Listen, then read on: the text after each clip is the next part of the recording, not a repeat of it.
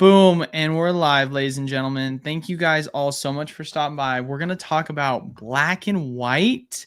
And it's $90, not even $100. Garbage, am I right, guys? No, but in all seriousness, we'll talk about black and white, discuss how the set is doing so far. But before we jump into it, as always, make sure you leave a like, comment down below, subscribe, and then of course check out Alex's stream. Link is down in the description below for that. Alex, anything you want to say before we get started? Yeah, if sets keep coming out this low, I'm not going to be able to afford my Prius. Oh, dude, that's devastating. It's getting serious. Are we talking the Prius Prime here? The one that's got 130 miles? Of course we're talking the Prius good, Prime. Good. We're not going to roll around in some regular Prius. Yeah, come on, dude. We're not. I think I am going to let you roll in the Hyundai. Seriously, dude. Come on now. Oh, my goodness gracious, ladies and gentlemen. Yeah, no, I mean, do you want me to kind of start or do you want to go from it? It doesn't matter, man. You go for it. I'd like to hear your thoughts on it. I mean, so here's the thing. It feels like every single new release, I give such an out of touch take based off of the pull rates that I have in the shop. But like, oh my God, the pull rates are juiced on this set. I know you said you had a different experience on like your opening release, but like on the big hits. First day of the shop, we pulled 2 Victinis. And by Victinis, the foiling I don't know what the foiling name is. What is the foiling version? Call it the red Victini. I think it's called like chromatic or Is it chromatic? Yeah, because it's just called Victini when you go look. So I have no clue what they call it, but we'll just say chromatic, right? So we had 2 of those pulled on the first day. We had a Reshiram and a Zekrom chromatic get pulled, and then we also had the SIR version of the Bread Sand monochrome. Reshiram get pulled. All within the same day. So like monochrome is what they're calling it. But like, dude, the pack pulls, dude, are like ridiculously juiced from what we had on the first day, at least in the shop. So it's one of those interesting things where like, at least with us, I've seen very juiced pull rates, which I've seen videos online and people have been making videos saying like, I've gotten better pull rates slightly. Now ours obviously seems a little like out of control comparable. And to be fair, like we did open like all of our inventory on the first day at the shop for one of our 2 shipments that we have. So like we did open quite a bit. We had a pretty solid day, but I don't know. What is your kind of like, where are you kind of with the pull rates? I mean, it's obviously the best illustration rare pull rate in the entire era, which, you know, it's going to almost cheapen the feel of like illustration rares. I feel like just because like anyone, you know, think of anyone getting into the hobby right now and that's like their first set they're opening, they're not going to feel like illustration rares are that rare when in reality, they're usually always like 3 per box. And so they're definitely a lot better pull rates. And then, you know, you're going to walk with a stack of hits, whether or not people consider Pokeballs a hit or not. I mean, when you consider Pokeballs, Master Balls, illustrations, full arts, regular EXs, when you open an ETB or you open a lot of packs, you're going to walk with a stack of sleeved cards, which is awesome. But I mean, in my experience, it wasn't as good as yours. It seems like the SIRs and the monochromes and the red Victinis, it seems like those are still held at a higher, pull rate. I think it reigns pretty true to what I think the pull rates put out were like 1 out of 80, 70, 80, something packs like that. I think that feels about right. I think you'll probably pull out one of those kind of cards out of an ETB case, but you'll get probably, like, I don't know, 20 illustration rares or something. So I think it's perfect. It's exactly what people wanted from Prismatic Evolutions. Everyone complained, Prismatic pull rates were crap. But now that you have illustrations, it's going to make you feel good opening it. And it's still going to keep the main chases, hopefully rare enough to have value. So I think it's the best of both worlds. I like it. The question really just comes to at this point, right? Obviously, I do like the style of the main chase cards, right? And that's just because, at least for me, they're very nostalgic with the original full arts that we got when they made the original black and white base set. But like some of these other cards, like a Jelly Scent, right? That card's going for $70. Or you've got like a Whimsicott EX, which is going for like $40. Maybe it's just me, but like Pokemon like this feel a little bit overinflated in terms of the general value that like I said before, maybe I'm just a hater of those specific Pokemon, like a Seismitoad going for 70, right? Well, that's got a reason behind it. That card's gonna pump because it's Shinji Kanda, the artist. So Mm. everyone's all about. For some reasons, he's got some huge following, or I don't know if it's he or she, but I It's mean, actually yeah, going for 100 right now. No, it's yeah, already because pumping. everyone's obsessed with the Garatina. Everyone's obsessed with the Magikarp, and so now it's got the Seismitoad, and I think Shinji Kanda did the Magneton as well from the PCTB. But yeah, so like everyone's obsessed with that just because of the artist. That's literally all it is. Gotcha. Okay, that makes sense then. Because I was about to say some of these, like, I mean, If it was don't get me not that wrong. artist, that card would be not worth much at all. It's just I don't know why we've got here in 2025. We're chasing artists now. I mean, don't get me wrong. Like, as someone who grew up with Black and White, Seismitoad was one of the starter, or not starter, sorry, was one of the water types I would love to pick when I'd play through the game. But like, I don't know. I don't know of a lot of people that are like huge fans of Seismitoad in the same way where they want it. But since you obviously mentioned the art design style being so important because of the artist who's commissioning it, I mean, that makes more sense, obviously. But I don't know. I mean, do you think a lot of these prices are going to stabilize when it comes to the top chases? I mean, we've got what? How many set? We've got at least 8 cards, I think, if I'm correct, 7 or 8 cards that are going for over $100. I think it's risky, but if you're like a day trader, right? If you like, like volatility and action, I think that freaking Seismitoad is going to be a trader's dream. Like, I think it is going to have all sorts of ups and downs. I think it'll shoot up to 100 and something. I think it'll shoot down to 50. I think it'll go back. I think it's going to have so much fluctuation with all like the different manipulation and buyouts that happen with it. The other cards, I think they'll slowly, a lot of the illustrations, I think will slowly fade away and drop.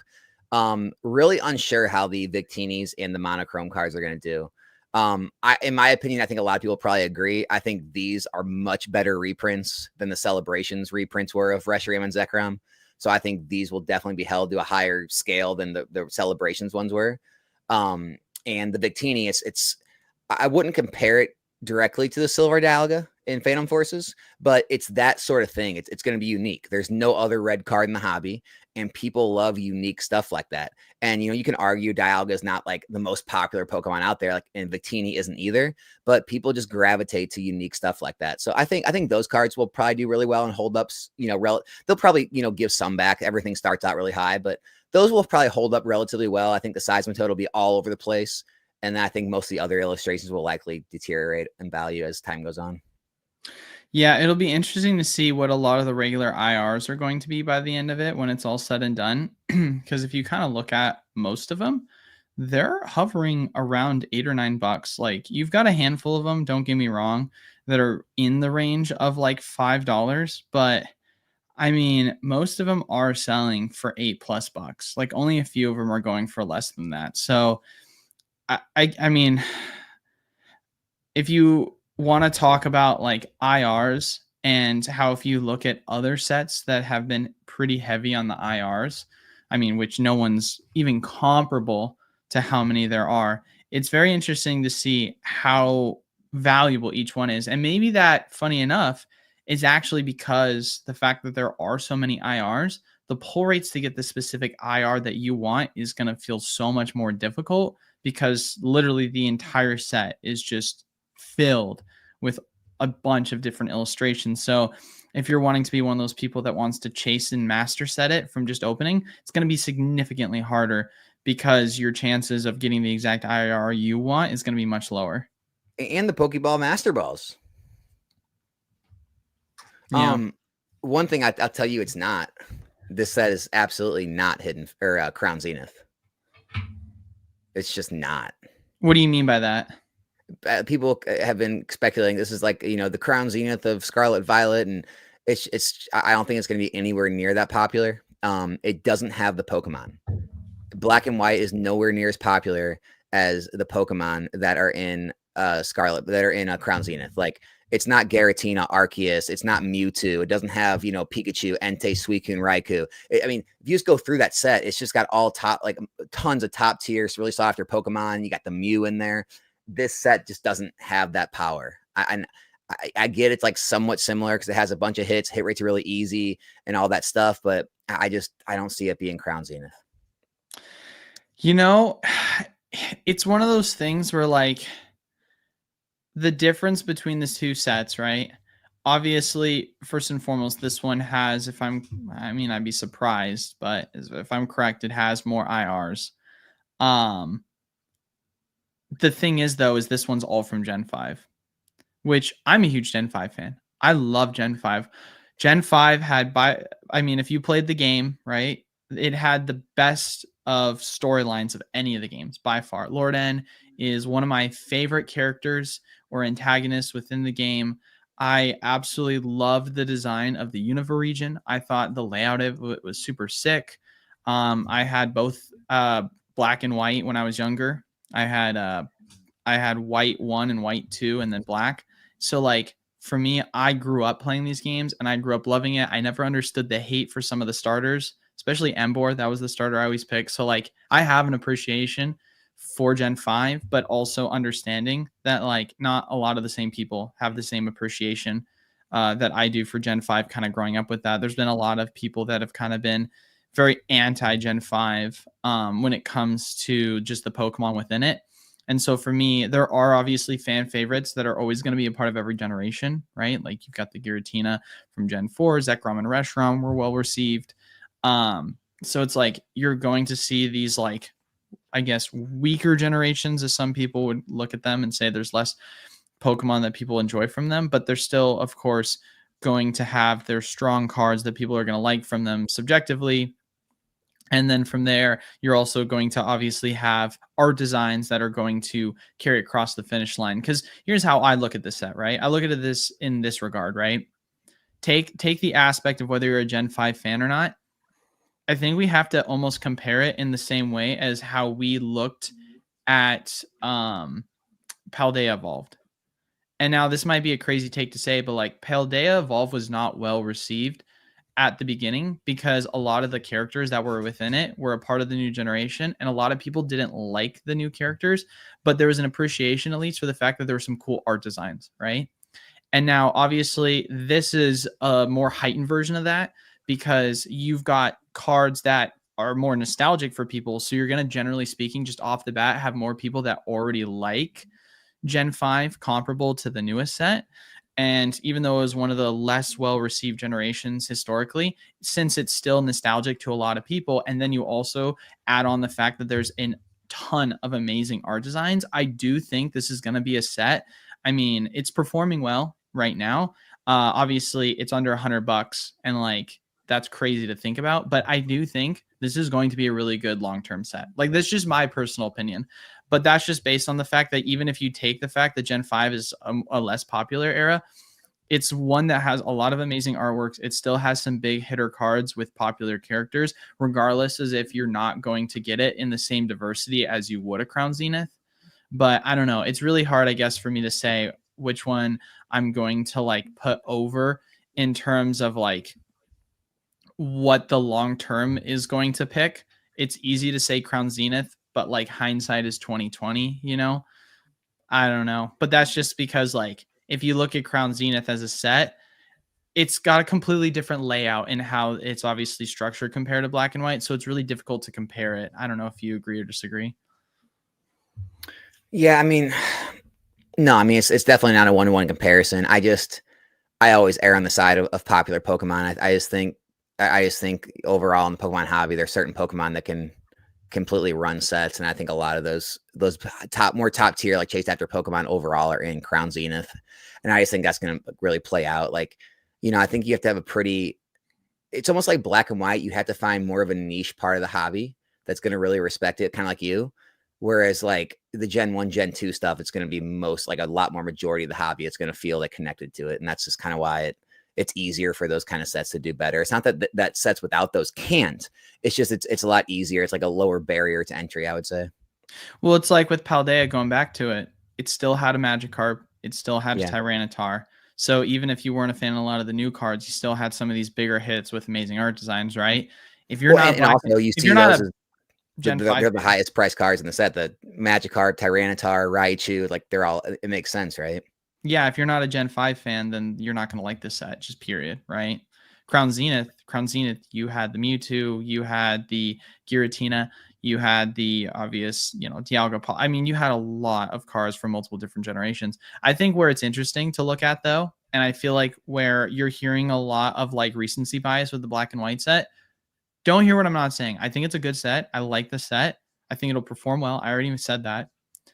I think the problem that a lot of people aren't taking into consideration, though, in why they're comparing it, I feel like, to Crown Zenith, is because Crown Zenith came out at a way different time and has had way more printing compared to Black and White. Black and White is in like the peak right now of the Pokemon market, whereas Crown Zenith was like on the decline.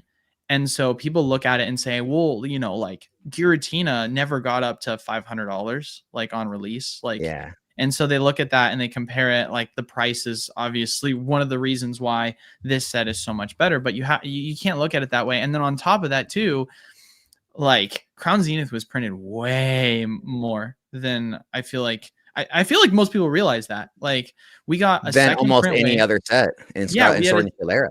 We had a second print wave of Crown Zenith ETBs. We had Sea and Sky boxes that crashed the price. Like we're talking like a huge amount of this inventory. So we had those bundles. Yeah, the bundles. So there's a lot of recency bias, I feel like, that people are putting into this set right now. But I mean, this usually happens a lot of times when you have new sets and comparing it to old. Yeah, and like we were talking about before screen, I talked about it on a video, I think I posted Sunday, is there's just too many variables in this hobby to ever make a direct comparison. And like if you want to like have no nuance at all and like, just like pull random data sets out and try to like, run with any narrative you want, I'm sure you could do that. But like, if we just talk through it a little bit, right? I was telling Eli about like, how I was asking him about the sales in his shop we're doing. I was telling him about, we were talking about the streams, and it's like in my streams, at least, Black and White definitely sold a lot less than Destined Rivals, right? But at the same time, right, Destined Rivals packs were cheaper than Black and White packs. That's one thing. Two, Destined Rivals had a much more hype, like longer hype cycle leading up to it. It had much more popular Pokemon inside. And so, it had that going for it. And then third, the market was it was stronger in the spring when Destined Rivals was released, and it's not as strong in the smack dab middle of summer. And so if the positions were reversed, that would change things. So there's a ton of different variables. You have to look into that. But instead of just being like, oh, well, Pat was, sales were slower, so obviously it's worse. It's like, well, there's a million different reasons that could be. But yeah, I mean, if you just want to look at just that, and then you look at like the last specialty set that was released, which was Prismatic, and obviously it's not Prismatic. So obviously it's not selling anywhere near as good as that did. But overall, though, I mean, still moved a good amount of packs. I mean, over the course of the weekend, the opening night, we moved over 600 packs. And over the course of the whole weekend, it was probably close to 1,000 or something. But it still moved a lot of packs. A lot of people still love it. People really like the monochrome cards, really like the a few of the SIRs. People want that Seismitoad. The red Victini is cool. I mean, I think it's got enough to keep people chasing things. And I think it'll still be in the upper half of the era, if I had to guess. Well, I feel like one thing I want to mention specifically about the conversation that we had with how the shop was doing, it's a lot easier also as a shop to move a single ETB than it is to move a full entire booster box. Not to mention too, the like amount of revenue you generate off of one booster box compared to ETB. I'm talking gross, obviously not net. It's way different. I mean, you're selling one item that goes for 250, 235, another item that's going for 90, right? Like it's not comparable in the same regard. And then on top of that too, like when you're just talking what you're getting in terms of, from your distributors, even if you said to yourself, like, I got 1,000 ETBs versus 1,000 booster boxes, it's still not comparable because you're getting way more in terms of dollar value off of those boosters. Because like 1,000 boosters, let's say you're buying them for $100, that's 100 grand versus ETBs. Let's say you're buying them for 35, that's 35 grand, right? Like that's just, you're spending way more money off of your booster boxes. So it's always going to be way different when you're talking about how the performance is of specialty sets. And like you were saying too, like the price per pack is way higher. So I can sit here and say like, oh yeah, like it did really well, but was our numbers anywhere close to Destin? No, but it was good for what we had. You know what I mean? Well, yeah, it's So hilarious because like people will view a, you know, here, let me do the math on my phone real quick, right? Because people will view what is $7 a pack times 36 packs. So people will view a $252 booster box as crazy price, right? Like if you said a regular set or a week set was $252 a box, people would laugh at you. But let me throw this at you guys. Shrouded Fable packs are selling for more than $7 a pack. But when you look at like a Shrouded Fable pack being $7 times 9 packs, well, it's only 63 bucks in ETB. That's not bad.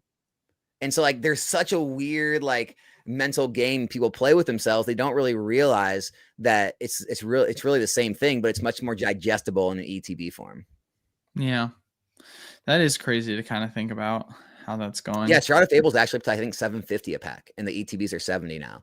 And Yeah. most people agree it's like the weakest, if not one of the weakest sets in the era. And it's just like, but you don't bat it. But then you hear more about talk about like, I can't believe SV base or Paradox Rift is so high. It's like, well, they're cheaper than Shrouded Fable. Yeah, Shrouded is for a set that people definitely hated on a ton early on, and I was one of those people, not the biggest fan of the set. Yeah, it's performing really well right now because just where the market is overall. No, Pokeball cards. It's no, it has nothing to do with my rip and ships, dude. I'm taking right off TCG Player. I'm taking like literally loose pack selling right on TCG Player. These are the prices I'm using, not any type of like stores or rip and ship prices. So yeah, it's that's just what things are selling for, man. Like Destin Rivals packs, $8.50 a pack. That's what Destin Rivals is selling for on TCG Player, $8.50 a pack. So you're talking about like a $300 booster box. Like, and I made a video about it today. We were going to talk a little about it. It's like one of the things people just are not coming to grips with is the market is not the same old thing. And so that's why this rhetoric of just wait till we go back to normal, or, you know, look what happened back in 2021. It's going to happen again. It's like, this did not happen in 2021. This was never a thing, right? You never had all the seal or loose booster packs on the market costing as much or more than all the booster boxes, right? You didn't have every booster box over $200. You didn't have every booster pack $6, $7, $8+ Like the product right now is so scarce. Every streamer, every card shop needs product. They can't find it. And it's just a completely different scenario. And so like, I mean, look, I don't want to keep talking about it because it's like, I just want to let time do its thing. But in 9 months, the rotation happens. 6 sets are going out of rotation. And there's not going to be any more product made for all those sets. And if all those packs are already $6, $7, what do you think is going to happen when they go out of rotation? Yeah, it isn't very interesting to think about. I mean, I was just looking at it with Journey Together. You know, it's going for about $220 a box. Loose packs are going for comparably right about the same. I mean, Twilight Masquerade is a little bit different, where the packs are going for slightly cheaper. Packs are going for around what looks to be actually, oh no, that's not necessarily true. They're going for closer to $650, which the ETBs are going for $280. So that would put them at, yeah, okay. So the packs are slightly cheaper, but like the spread between the packs, I will say, in this generation, when you look at Sword and Shield, it's like half. I mean, like Evolving Skies is like less than $30, and the booster box is like 2,000. They're like, you know, Fusion Strike is like $12, $13 a pack, and the booster box is over 700. It's like Sword and Shield era, the gap is huge, but then Scarlet Violet, like the packs are more. Well, I'm also looking to, like I said before, the packs for Twilight are going for right around 650. The packs for Stellar are going for over 7. So same with Temporal. Stellar Crown packs are going for more, which is crazy to think about. Temporal Forces too. I did the math on my video. Temporal Forces, I think the packs come out to like $250 or $260 for 36 of them, where the booster box is only like $220, $230.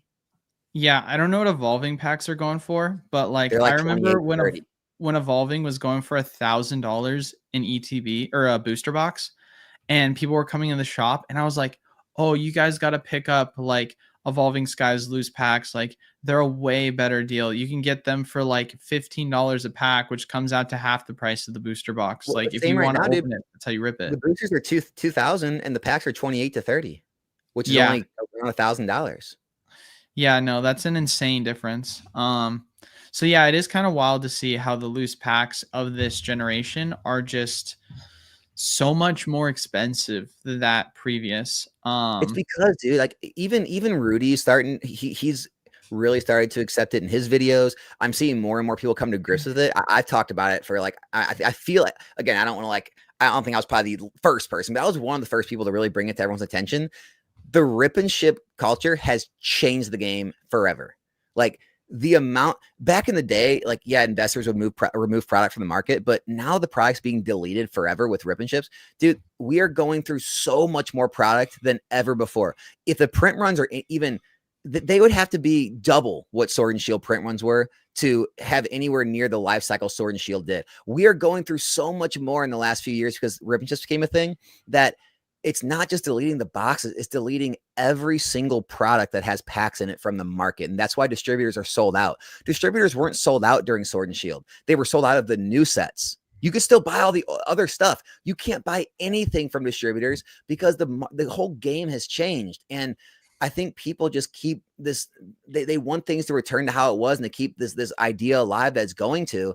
In my opinion, it's just not. We're not going back to those times unless we go back to those times of no one ripping mass amounts of packs anymore. And I just don't see it happening. What do you think about the fact that the ETB themselves are going for $90?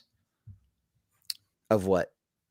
Of just black and white. What are your thoughts on them? Their prices? Overvalued, undervalued? Do you think it's something telling you in the market some way? I mean, what are your just overall thoughts on it? I think it's properly valued. I mean, when you take into account the promo cards, I'm selling for about $10 a piece on eBay. You know, you get 9 packs. I think the packs are selling for $9. Yeah, I mean, I think they're pretty properly valued. Do you see any sort of movement one way or another? Do you think it's going to go sideways for a bit? Yeah, or I think sideways. I mean, you may see a quick, you know, kind of usually right after release, especially in TCG Player, once it opens up to the masses to be able to sell and it's no longer just game stores. Usually you'll see a little dip in the beginning. I think it'll level out. I think they're $90 ETBs. I think it stays around $90. And if we don't get more supply and things rip anywhere near like, you know, a normal rate, I think they'll probably slowly drift up in the 95, 100, 105, 110 over the next 3 to 6 months. Unless we get more product, you know, added. And I know bundles are coming and other things are coming, but I mean like an actual restock reprint. Otherwise, I think it'll be a $90 to $100 ETB. I really do. How do you feel about it at that price as an investment? As an investment, it's one of those things where I don't think it's like the worst buy in the world, but I don't think you have to rush to it. You know, like here's the thing, guys, like as an investor, you always want to look at your risk.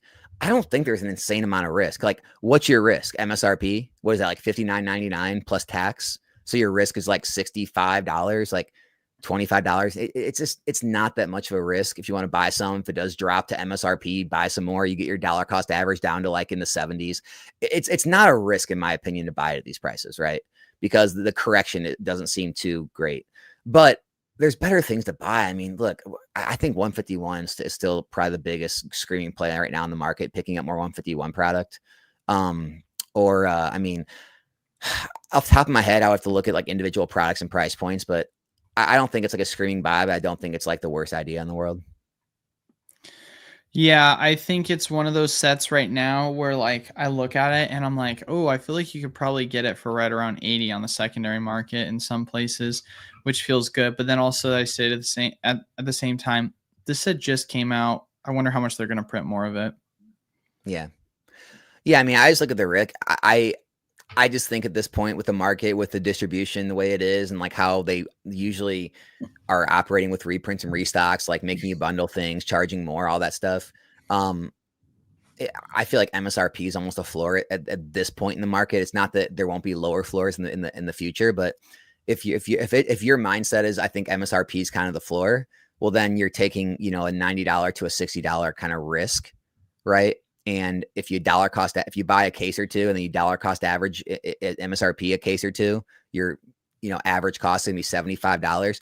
I'm not worried about having a $75 cost basis in the set. So that's kind of my take on it.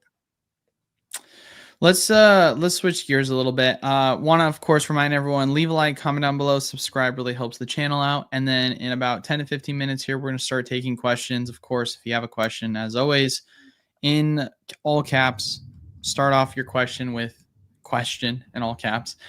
Following it up with what your question is makes it a lot easier for us to go through and find it. What are your thoughts? I'm going to give you some information, and then I want to get your thoughts on it.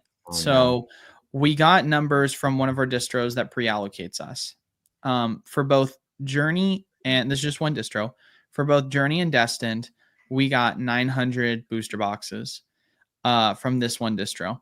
For the Mega, we got 1,020. So we got about a 20 case bump, or if we were talking percentage wise, what would that be, like 12, 13%, roughly speaking? So a pretty decent size bump. And then this is just, like I said, off of one distro. And then their price for it was about $2 to $3 more than what they had been previously charging us for things. So this is once again another distro that is raising the price, prices. I have a follow-up question, but I don't want to bog you down with so many questions all at once.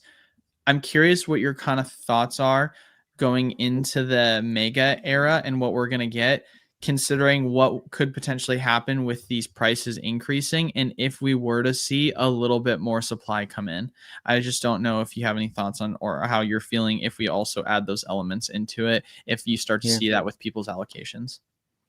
Yeah, I mean, I talked to my rep too, and he said he said the same thing, that they're getting more of the Mega set than they did sets in the previously. So like, it does seem like there's going to be more product out there of the Mega Evolution set. It's not that I'll get any of it, but hey, it's going to be out there. Yeah, man, I think if not this set, then the set after that, I think we're going to see MSRP. Yeah.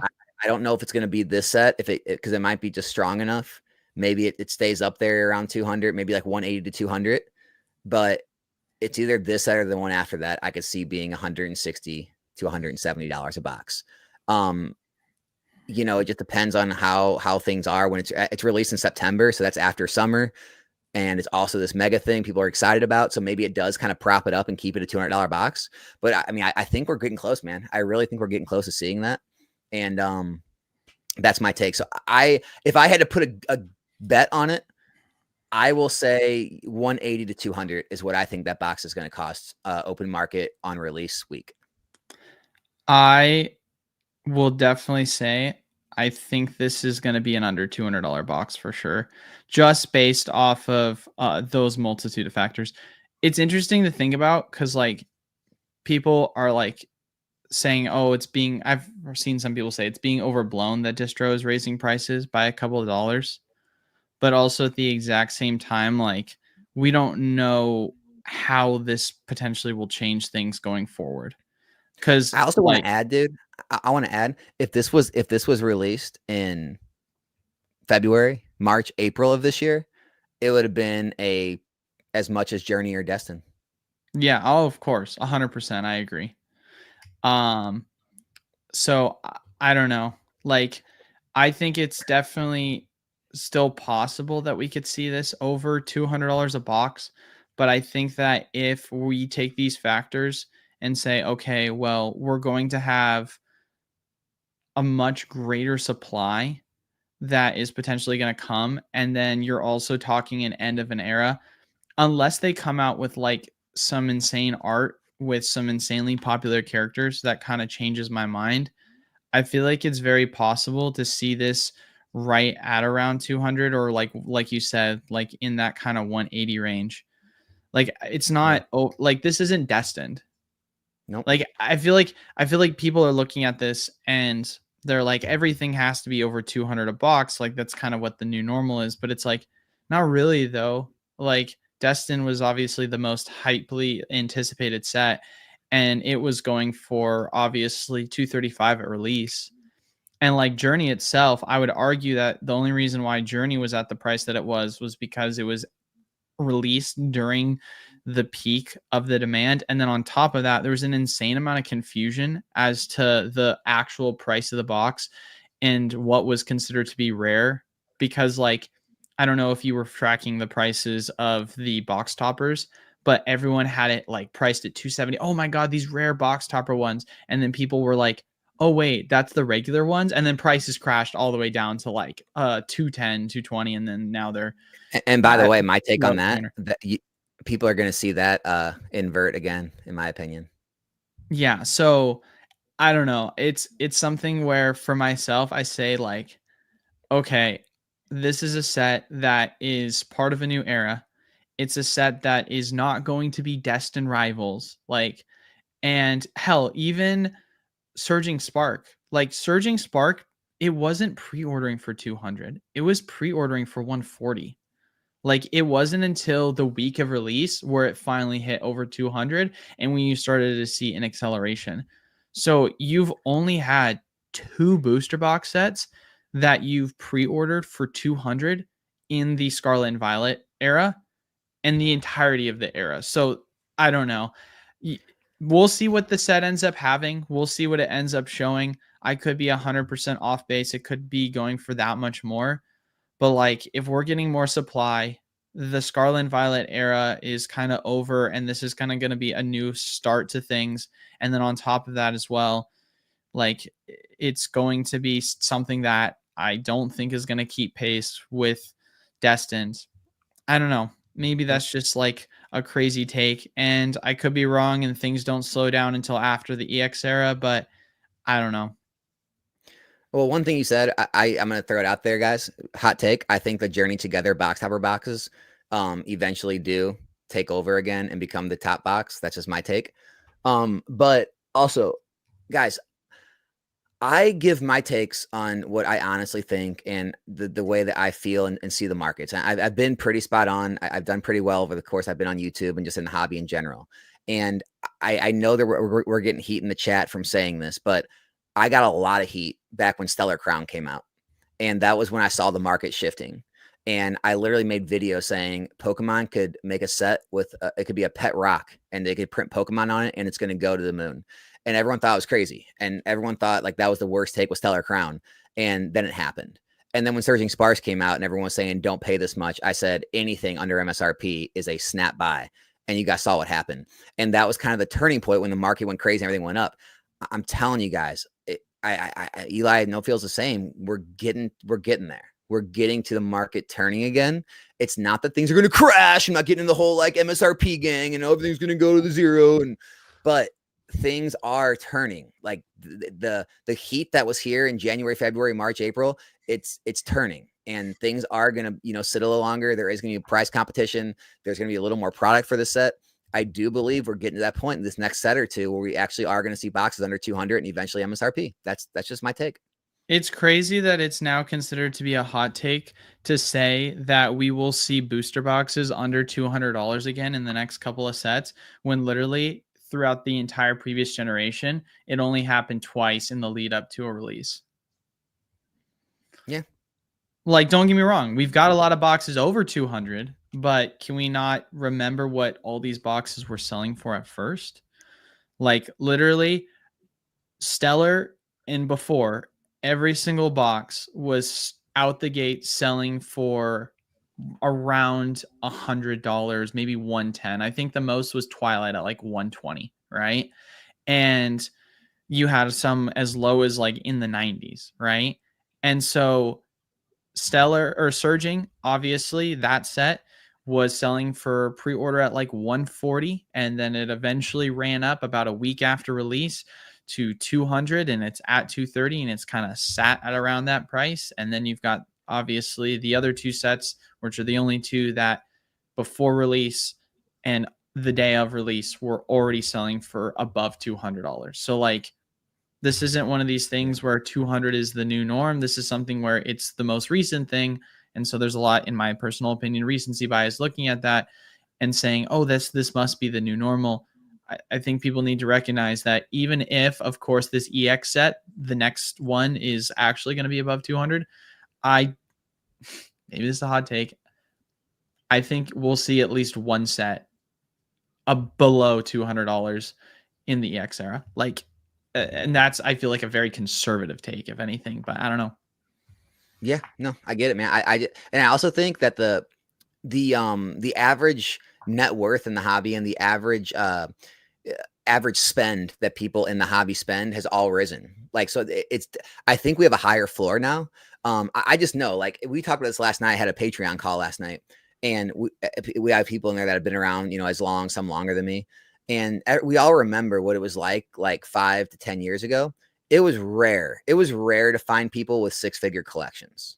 Like, that was a rarity, right? Most people who would sell collections, they'd have like 5, 10 grand. Oh, we got $20,000. Dude, nowadays the average collection I get pitched to me is 30 to 50 grand. And to find people with $100,000 plus collector apps and things like that, it's like a dime a dozen these days. Like, the amount of net worth people have acquired in the hobby and have in Pokemon these days is higher than ever, which helps. Also, that allows people to spend more than ever. If you go to a show, go to Collecticon, it's nothing for people that lay down racks like $1,000, $2,000, $3,000 on a table to buy things. Whereas, 5, 10 years ago, that was an oddity. Paying $1,000 for a Pokemon card was insane. And so because of that, I think we do have a higher floor in the hobby.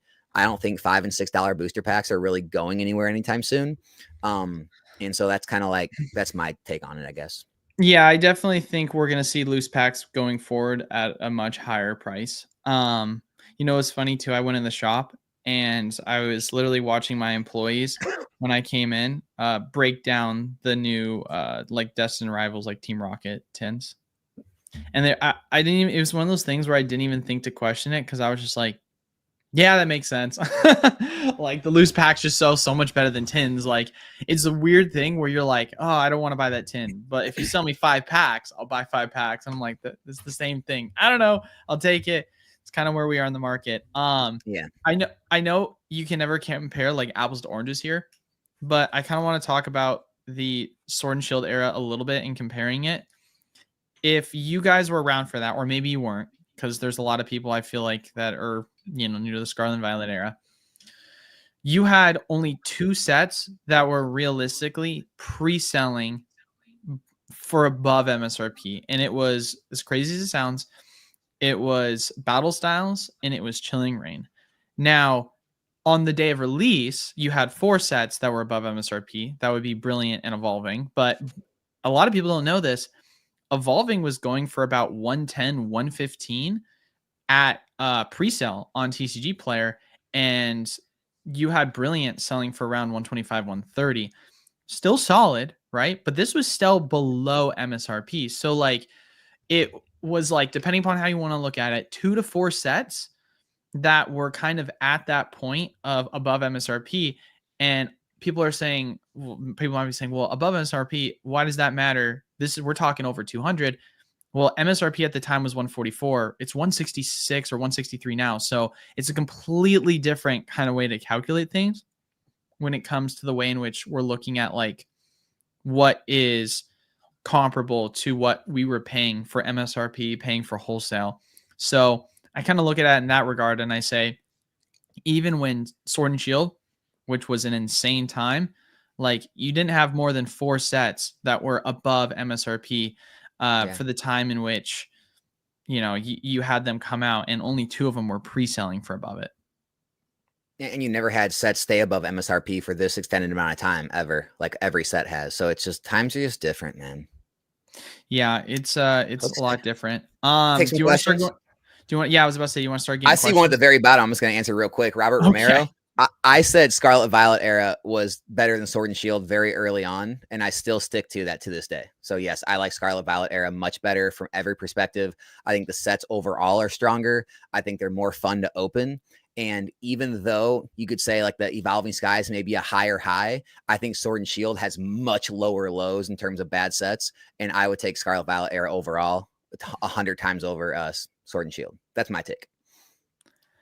I definitely think that Alex is right when saying that there's much higher highs and much lower lows on Sword and Shield compared to Scarlet and Violet. I will say that Scarlet and Violet is I'm agreeing with you by saying yes, I agree, but it also sucks for me agreeing because I do like more of the sets out of Sword and Shield, but that's not because I think it's better set because I also hate more of the sets out of Sword and Shield. Yeah. You know what I mean? So it's like Sword and Shield just has so many trash sets where I feel like even Scarlet Violet's like you could call trash sets are still decent. yeah. I mean, it's hard to compare too because every single set had IRs. In Scarlet Violet, right? I don't think there's a set that didn't have an IR. Well, okay. I should probably rephrase that. Didn't have some sort of art rare because obviously Prismatic Evolution had Master Balls instead of IRs, right? Well, no. Oh yeah. Yeah, it had SIRs. But they had SIR, so right. But like you didn't have you just had rainbows with the first, half of the art designs with the Sword and Shield. So like right. it's like the easy question to ask yourself is what do you think is better? The first half of Scarlet and Violet or the first half of Sword and Shield? Like it's not even close. It's the first half of Scarlet and Violet. And then specialty sets, it's like it's so far astronomically like not even in the same league. Like you can't even compare the two eras. I mean, Champions. The only one that even stands up is Crown Zenith. Like everything else is not even close. Champions trash, I think, or Machamp's Path is another one. People called it Machamp's Path. I don't know if you remember that. Compare 151 to Champions. Compare Paldean Fates to Shining Fates. Compare Prismatic to like what Celebrations. Pokemon Black Go and White would be around the same time frame. Close. You compare it to Pokemon Go would be the time frame you'd compare it to. Yeah. For specialty. It's so far off that it's not even like worth comparing. Like Crown Zenith's the only set they made as a specialty set that was decent at all. It's just, I mean, I think people just really like the alt arts and evolving skies and stuff. But like when you really break it down, Scarlet Violet's clearly a better era overall. Well, you also have to think too, like the size of these sets when it came to the SIRs, or the alternate arts. Like, don't get me wrong, I like Lost Origin, but my biggest criticism was Lost Origin only had 4 alternate arts. It was the Aerodactyl, the Giratina, the Galarian. Is it the Galarian Meowth? Is that what it was? And then you had the from Lost Origin. Oh yeah, it was the Rotom. I think the Rotom. Yeah, the Rotom was it. And so like I'm pretty sure is it Berserker or Galarian Meowth? I can't remember what the name of it. I mean, yeah, I think it's Berserker. Yeah. I mean, I guess that's how memorable it is for me. Let me see if I can find it. Yeah, Galarian Berserker, right? And so like for me, wow, that card's still going for $15 is crazy.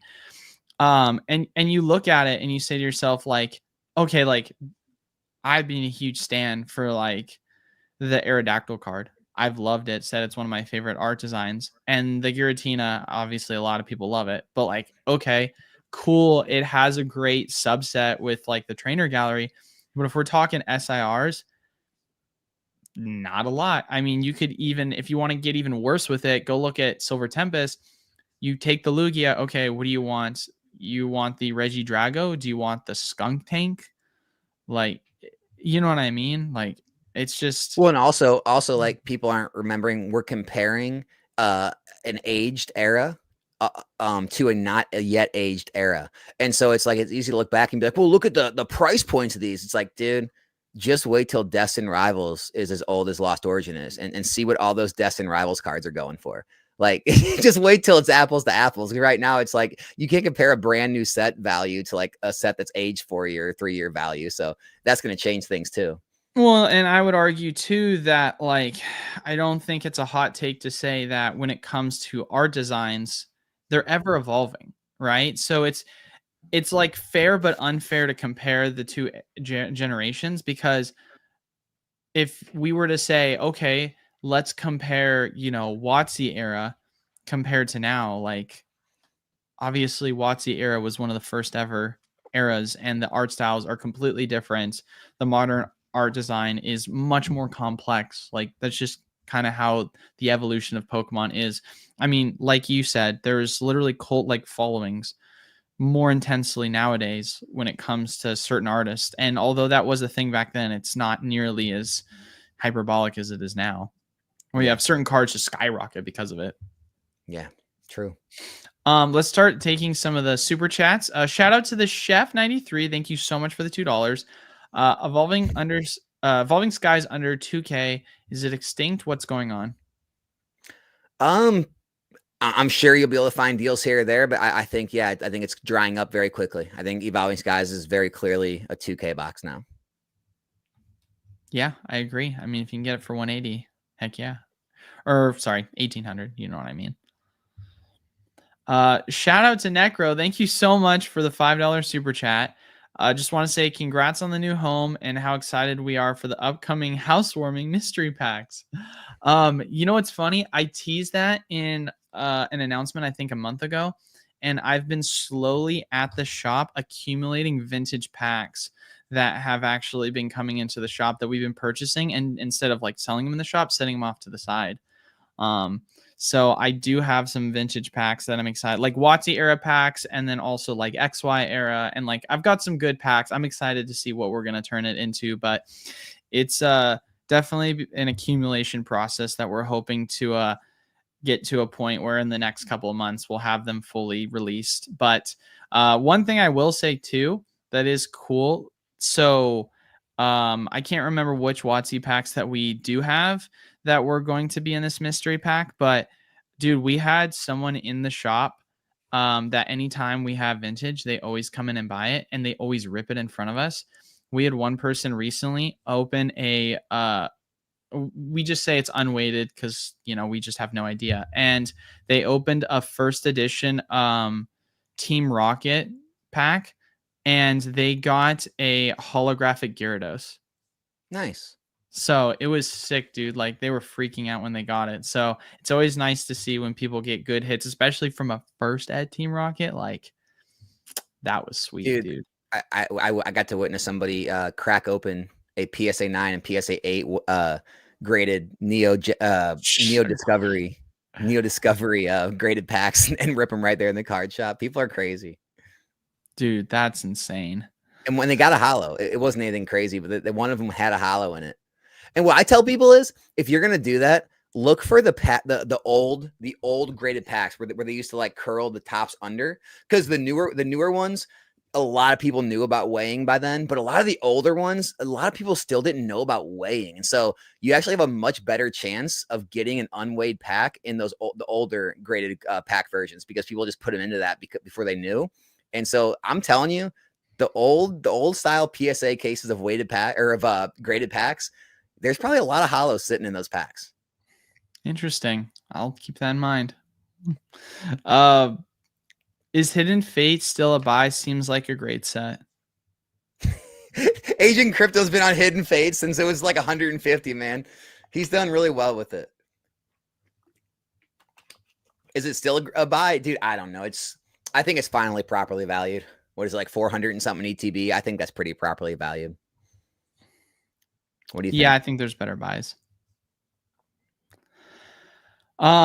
Best 2 plays you've ever made and worst 2 plays mistakes you've ever made. Also, I look forward to this show every week. Thank you both for everything you do. Thanks, Josh. I appreciate that.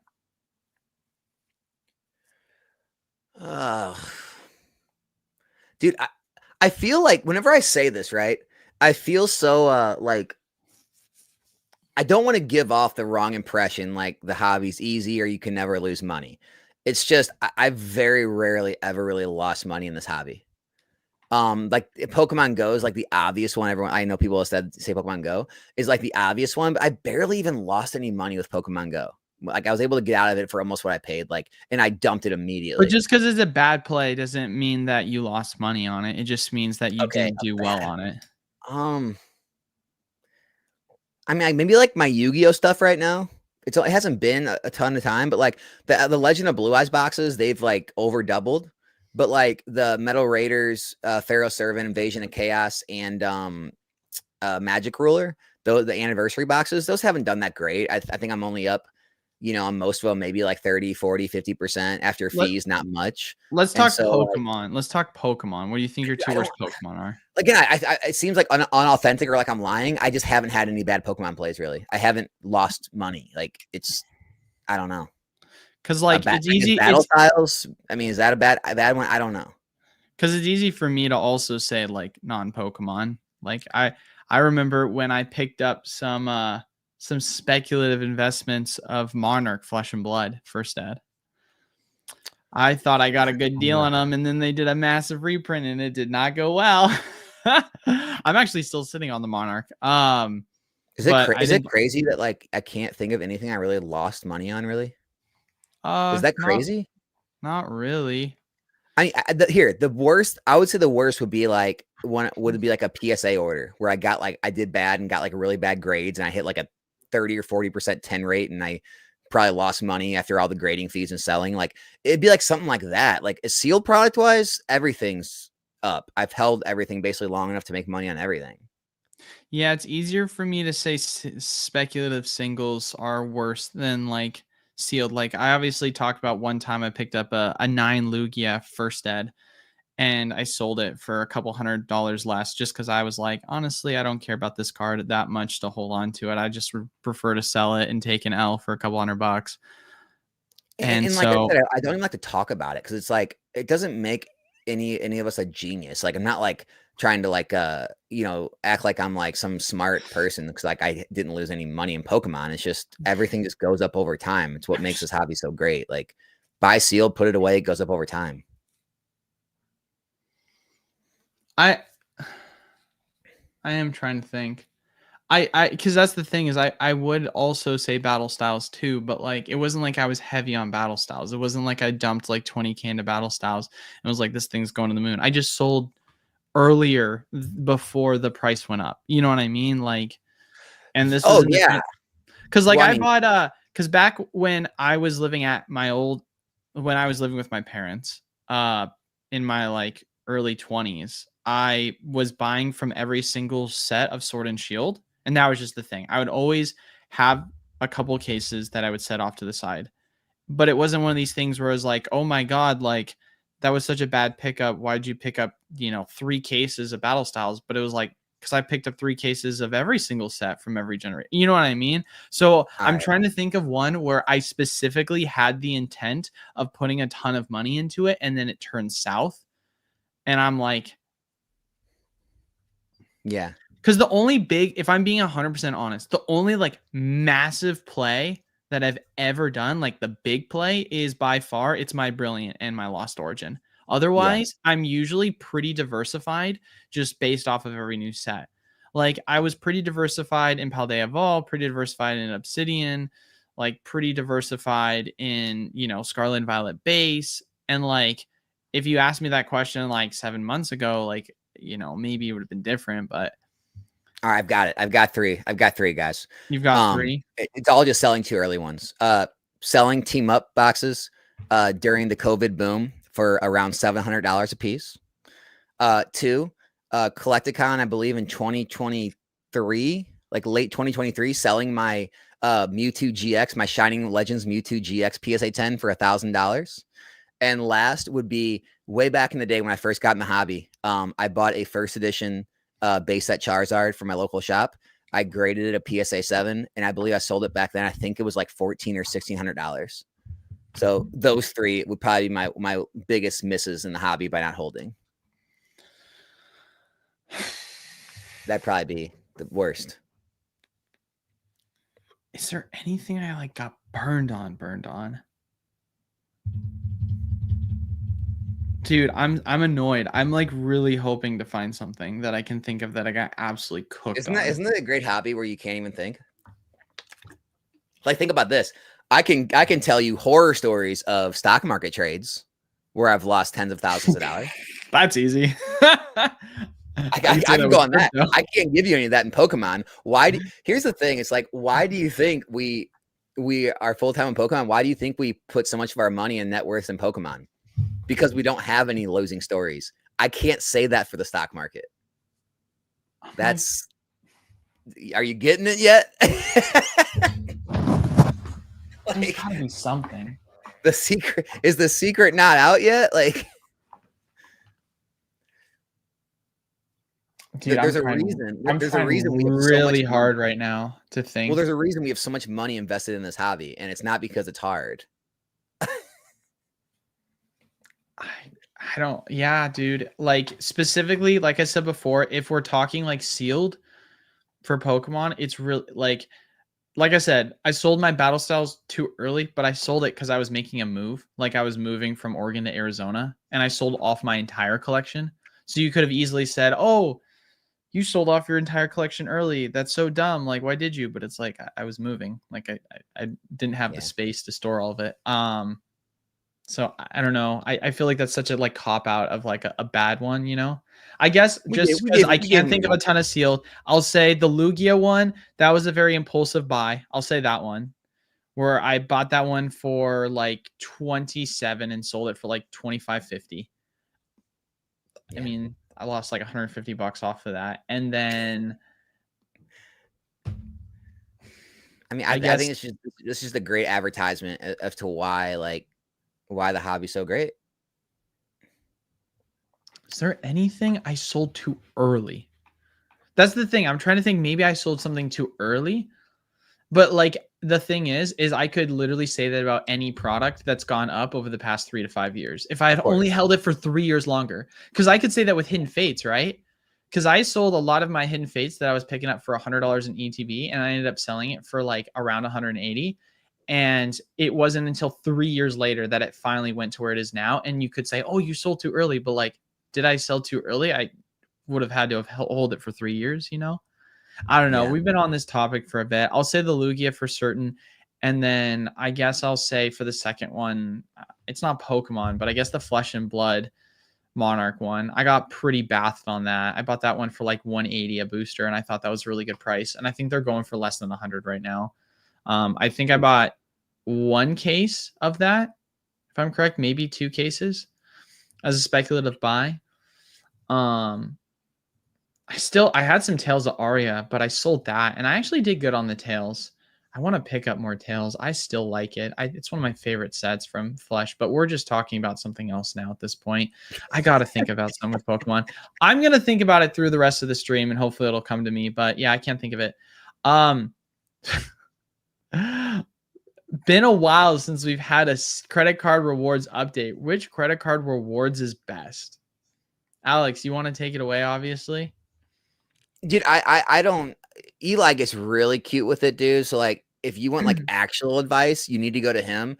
I just have multiple 2% cards. There, I don't do categories. I don't do like, I don't have any that have like yearly fees, or I don't try to like play with like the hotel or flight games and all that. I literally just get all 2% cash back cards, and I just load all those up with all my purchases that I can, pay them off every month, never pay a dime interest, and me and my wife use that whenever we go to like trips like Collecticon or wherever we want to take a vacation, and that's pretty much all I do.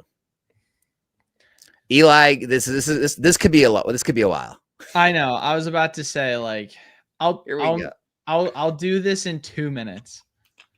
Because it depends if we're talking team cashback versus if we're talking points. If we're talking cashback, you can earn 2.5% if you have the business card for the Chase Sapphire, or not Chase Sapphire, the Chase Ink Premier. If you have at least $5,000 in a transaction, 2.5%. Most cards are going to give you 2%. That's I just good. have the Chase Unlimited. Yeah, the Chase Unlimited is only going to get you 1.5 on points. So you're I missing only out have on that a 'cause I potential signed up for 1%, brother. No, I don't use it. I signed up for it because I had a really good sign on offer when I did it, so I got the free offer and haven't used it since. I mean, that's a lot of people do that in r/turning if you really want to go down a rabbit hole. Yeah. But like, yeah, no, I mean, if you want the unlimited 2.5, like that's the best. Otherwise, like Alex was saying, most cards you can earn with so many different cards just a flat line like 2%. Like you've got the Wells Fargo Visa, you've got the Cash Spark, I think is what it is, with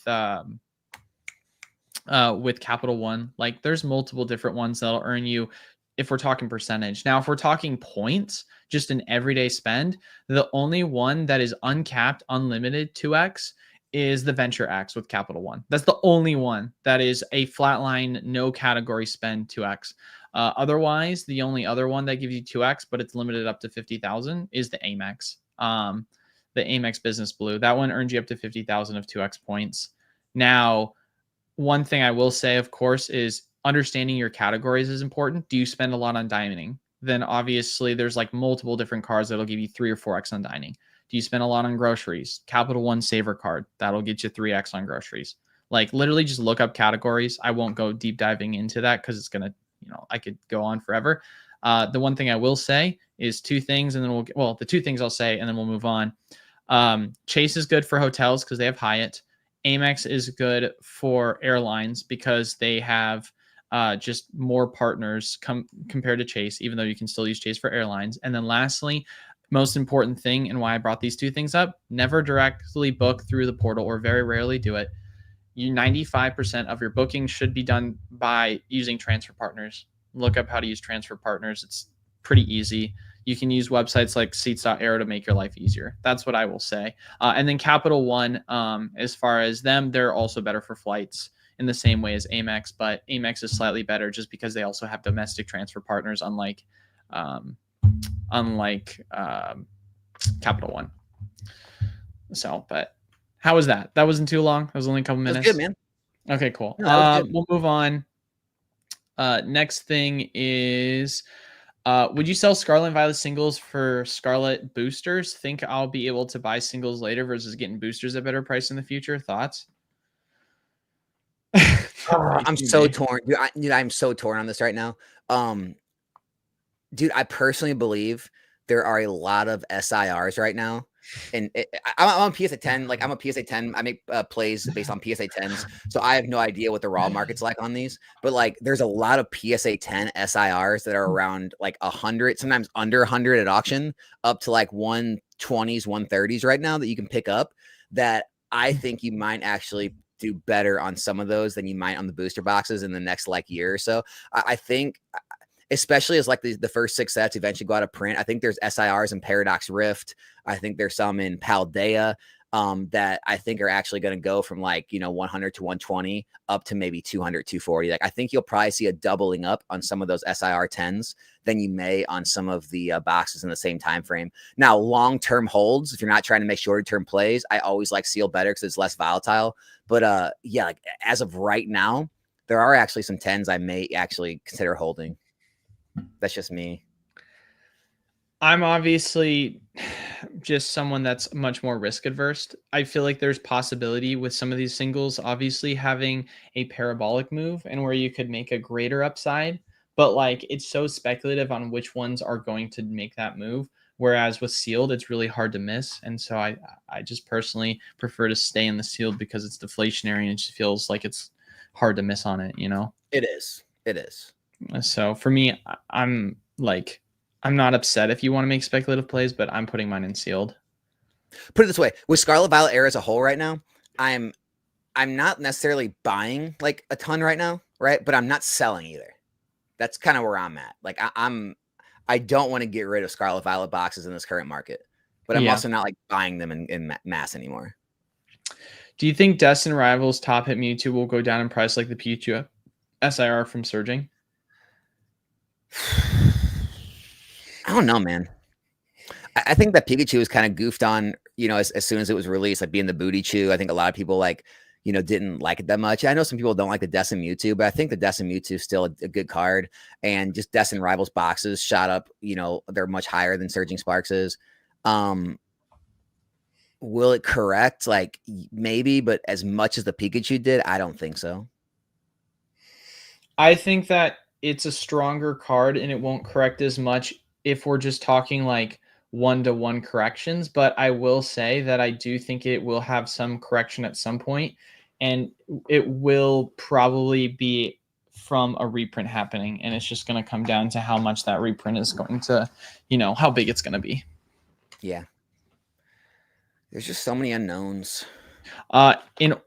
In order opinion, do you think BNW ETBs will be higher, lower, or about the same in a price a month from now? I'm gonna go like relatively the same. I think they're gonna float around in the 90s, up to 100, 90 to 100.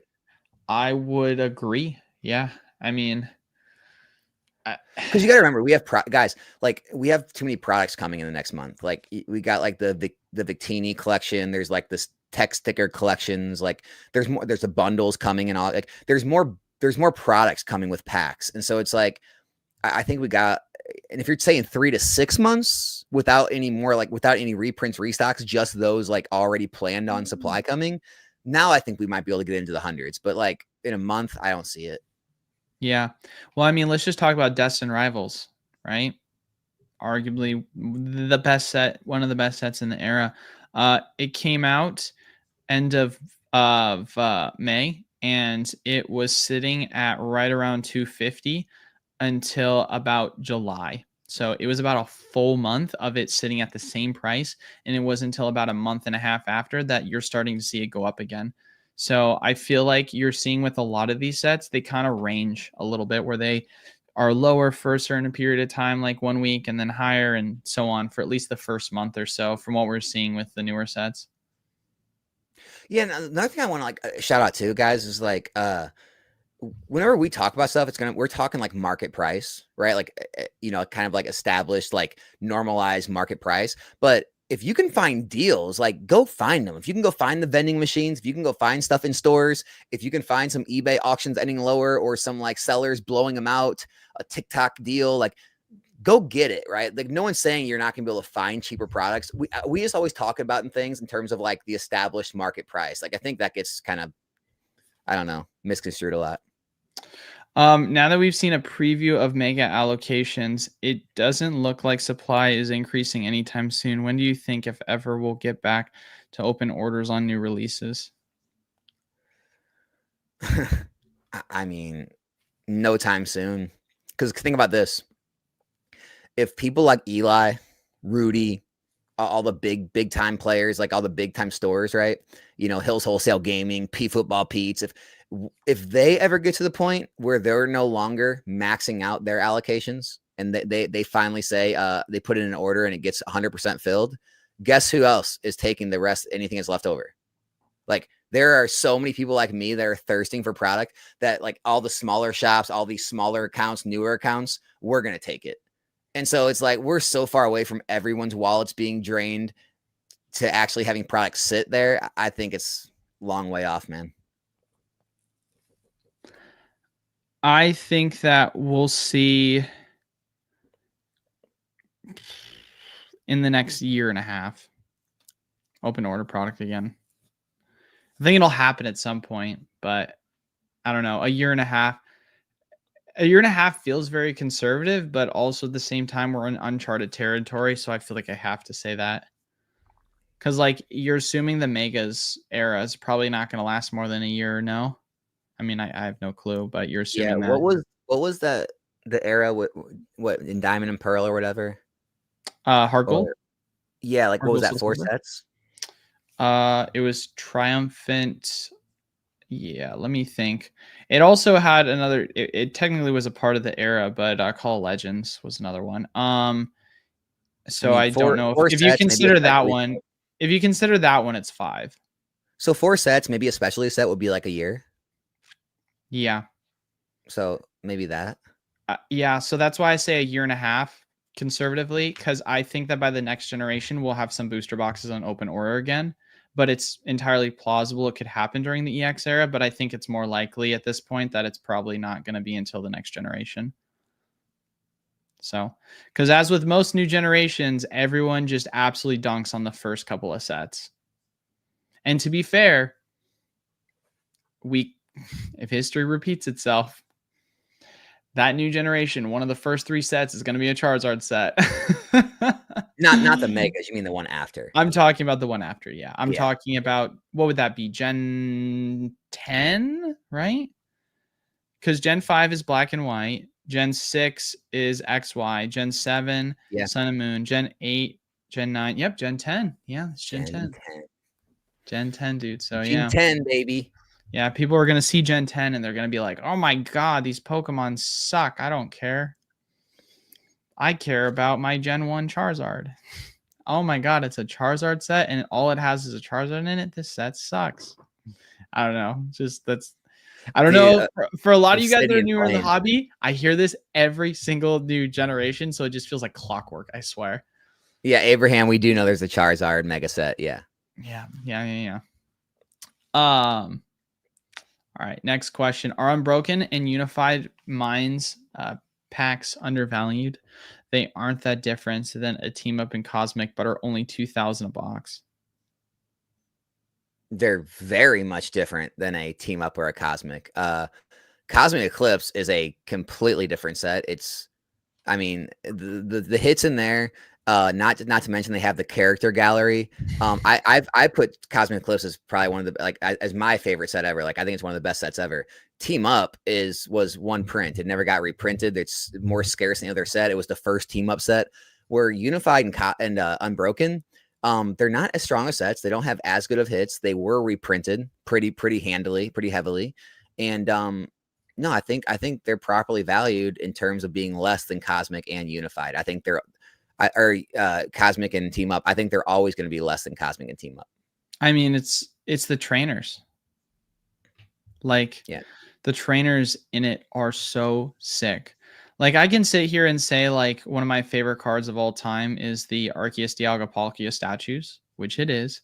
But, like, if you just look at some of the trainer cards that they introduced, they are so cool. Like, I really love Dawn's Piplup card, right?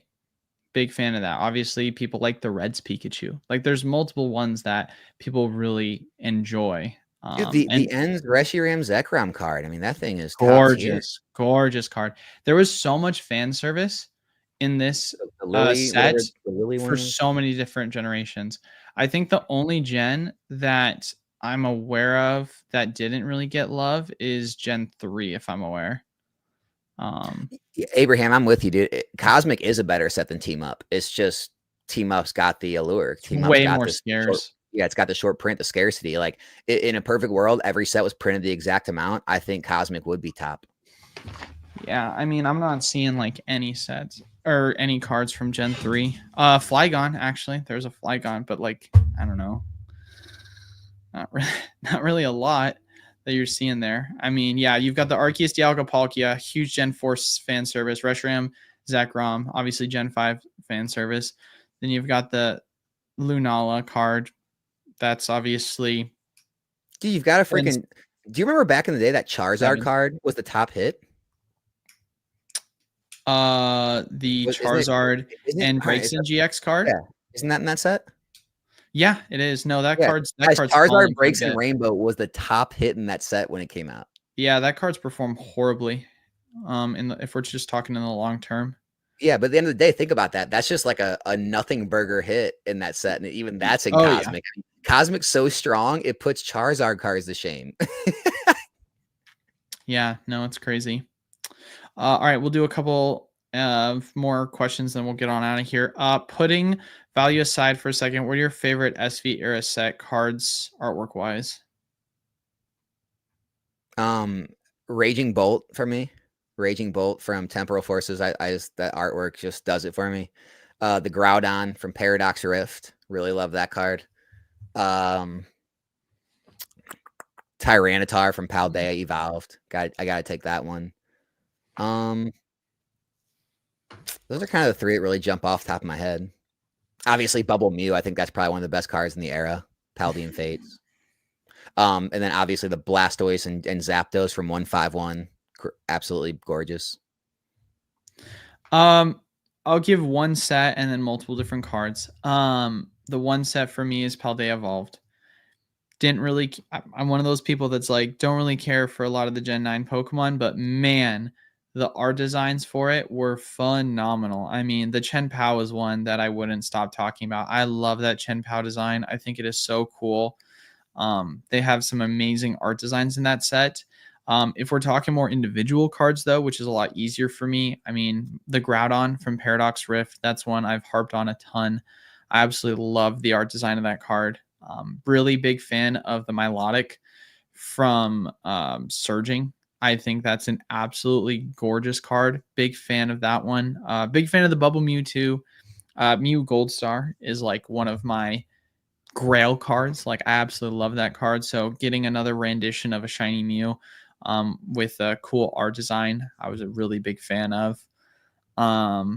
Yeah, I mean, those would probably be some of like the cards that I hold nearest and dearest from this generation so far. Yep. Chance of SV sets prismatic Evo forward to be reprinted cheaper, like Lost Origin Crown Zenith. Seems Pokemon has a history of that. I mean, it's not going to be cheaper like 1-for-1 because one MSRP is way higher. And we're in a completely different era of demand. But I definitely think it's possible that we could see reprints of Prismatic Evolution that will happen going forward. But I just don't know how much that's going to obviously affect the price and how much they're going to print. But I do think we'll at some point get some more Prismatic Evolutions booster or ETBs. Like Prismatic came out literally January of this year. That was 6 months ago. There's still quite a bit more of this set that could be printed. So, but not saying it's going to necessarily tank the price down to MSRP. No, I don't. I personally don't think that's possible at this point, but I could be wrong. All right, 2 more questions and we'll get out of here. Budget investor, do you think having 2 black ETBs is better or 1 black and white? I mean, it's kind of like just the age-old question. Do you want to go? You want to take more risks? Do you want to be more diversified? I mean, if you're sold on black because, I mean, is that the one that I believe the Seismitoad's in? If you think that, is going to drive it and you think the Zekrom is going to be more sought after, then go for it. But like me, I've seen too much in this hobby that doesn't make sense to me. I mean, I don't understand how Twilight Masquerade's almost $300. I don't understand how Obsidian Flames is as expensive as it is. And so I just diversify. I don't know. I mean, that's what I talked about earlier when people are asking about losses, like Sword and Shield era, right?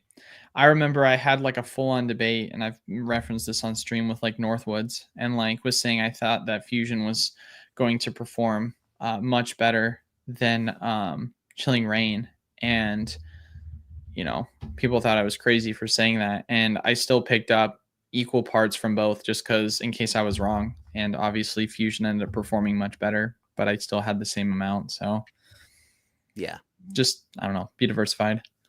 That's what I would say. Is it a safe investment? Any Pokemon set, if I buy at distribution prices, does it matter what type of product I invest in, even if it's at distro price? I mean, don't go buying Battle Academies at distro price. I don't know. Right now, it can seem like that, Poke Investor. Yeah, I would say there comes a time when distro price is not good. Put it this way: what was the original distro price on the Pokemon Classic Collection? $225. That's a good one. $275. What do you remember?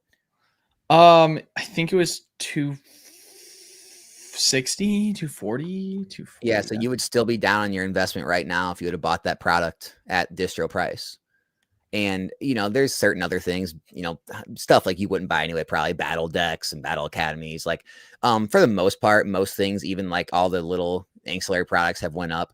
But it's not really about like, is it all a good buy? It's like, if you only have a certain amount of dollars to spend, you want to stick to booster boxes, maybe ETBs.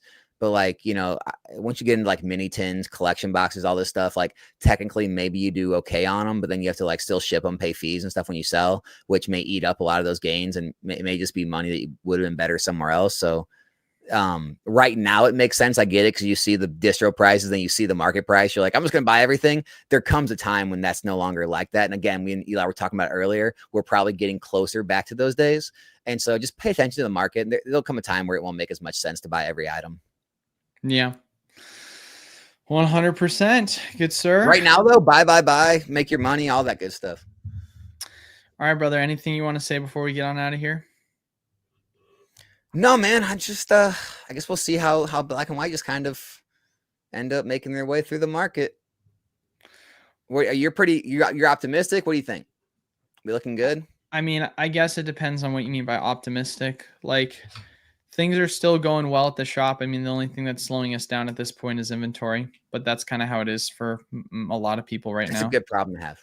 Yeah. So I think this is the stance I've had forever now. It hasn't really changed. It's basically, I think we'll start to see a progressive slowdown in the hobby, but realistically speaking, the normalization won't probably happen until the next generation after the EX era. But I think it's possible that we could see some real slowdown in the EX era. But, you know, I'm not like holding my breath that we're going to see open allocations on the EX era. If it happens, fantastic. But I feel like people have way too much recency bias and immediately assume like not having a product availability distro is going to last forever. That's just never, ever going to happen because like that's just then Pokemon wouldn't last that much longer because you kind of need to have people to survive as businesses to be able to, you know, thrive. And that requires people to have product. Like as much as I hate to say it. So, but the real sad reality of it all, as much as I hate to say it, is that if product does sit at distro,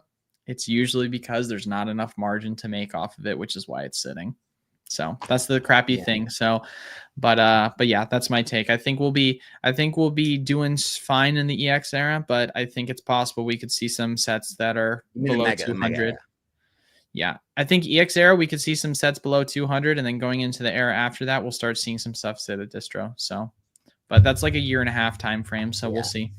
And I think like by the end of this year, later this year, it'll be a better I'll have a better grasp of like what my feelings are in the market. It's just summer came at a very unopportune time this year to make any distinctions about how things are, you know, because summer's always slower, but then, you know, people are thinking that like, oh, the market's slowing, and it could be, but it's impossible to know until summer's over. And the only thing I would put like kind of like an argument against it slowing down is all the boxes are still going up. Like all the sealed product is still rising. The scarcity is still higher than ever. When you look at like the big auction houses and things, all the auctions on cards and things are still ending at all-time highs. You have these Chinese cards going for all-time highs and selling out and rising in price. Boxes are rising in price. I think that there's just a sales slowdown right now in summer, but the market overall is still strong in my opinion. And so once we get into September, October, that's going to give me a much better idea of like how everything is, because if everything picks back up like normal, I'm gonna say we're probably gonna be in this kind of market for a good period of time. If we do get into September, October, and we get that new set, and it is slower than me and Eli believe it will be, well, then we'll have to like have a different conversation. But I just think it's too early to make any determinations because there's too many variables right now. Yes, 100%. That's it. All right, folks, we're going to get on out here. Thank you so much once again for stopping by. Really appreciate it. Make sure to leave a like, comment down below, subscribe. Really helps the channel. And then, of course, check out Alex, his streams, obviously on his channel. Links down in the description below for that. But y'all have a wonderful rest of your day. We will see you next Monday. Peace.